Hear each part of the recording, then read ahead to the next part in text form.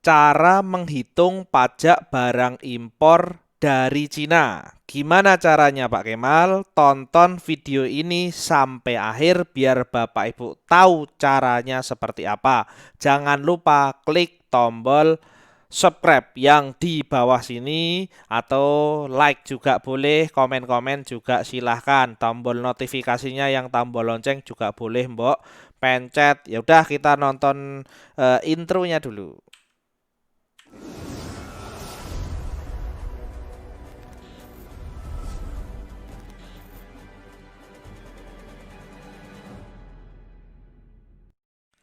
Assalamualaikum warahmatullahi wabarakatuh. Kembali lagi bersama saya Kemal dari Berani Impor, tempat berkumpulnya importer-importer pemula, gaptek, deso, tapi semangat dan rajin. Karena kalau kalah modal gak boleh kalah rajin.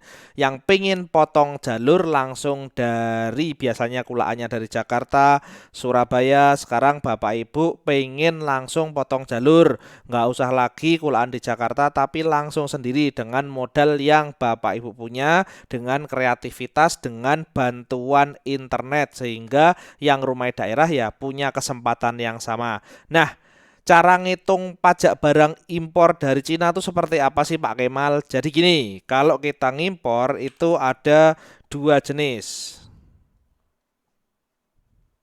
Yang pertama impor besar sama impor kecil. Nah, saya pengen ngomongin dulu nih, impor kecil itu kalau di bawah gitu, lebih kecil dari 100 US dollar. Nah, kalau di bawah 100 US dollar ini kita belum perlu perizinan. Ini kita belum perlu. Tapi kenapa aja kisarannya 30 sampai 4. Ini hitungan kasar ya, ya. 40% dari nilai belanja. Ngitungnya biasanya gitu. Kalau misalkan pengen bebas bea masuk, itu maksimal belanjanya itu 3 USD. Ini aturannya dulu berubah-berubah ya. Dari awalnya 100 US dollar jadi 75, jadi 50, balik lagi 75, yang dulu cuma harga barangnya aja, sekarang tuh sebelum 3 dolar ini 75, dia sama ongkirnya sekarang dijumlah. Nah, sekarang ini yang berlaku 3 dolar itu bebas bea masuk. Ini kalau impor kecil. Kalau impor besar, jadi gini, kalau impor besar sebenarnya untuk ngitung pajaknya yang paling gampangnya kita bisa eh, ngecek namanya HS code ya. Ngecek HS code-nya di e-service, e-service insw.go.id. Itu nanti tinggal mbok buka wae WP, masukkan nama barangnya opo, misalkan tas. Nanti dia ada bea masuk, PPN sama PH.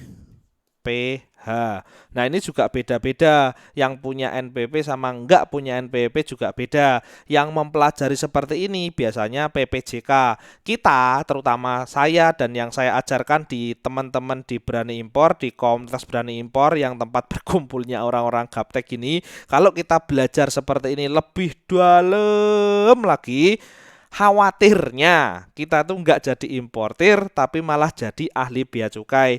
Makanya Bapak Ibu kita pakai forwarder. Nah, forwarder ini dia punya PPJK atau PPJK. PPJK ini dia menguruskan semua bea masuk, PPN, PPh dengan perizinan-perizinan forwarder mereka. Hal-hal seperti inilah yang tak bahas di belajar bersama Berani Impor setiap hari pagi jam 9 pagi, siang jam setengah 2 siang, atau malam jam 7 malam. Yuk belajar bersama ya, linknya ada di deskripsi. Itu gitu. Jadi kalau mau pelajari model kayak gini nggak perlu kita, biar sama si PPJK aja yang ngurusin hal-hal seperti itu. Kita fokusnya tuh ini, fokus ke profit, masih untung nggak, masih cuan apa enggak.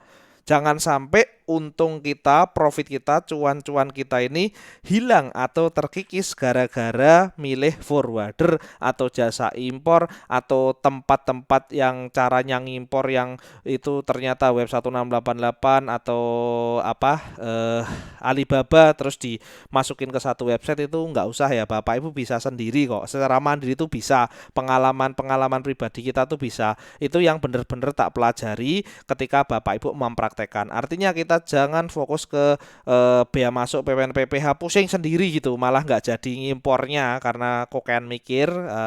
Itu istilah anak-anak sekarang ki apa ya, overthinking. Ya wes, praktekin aja. Kalau pengen belajar bersama ya linknya ada di deskripsi. Tak tunggu pagi jam 9, siang jam setengah 2, malam jam 7 malam. Ya udah ya, gitu aja. Assalamualaikum warahmatullahi wabarakatuh.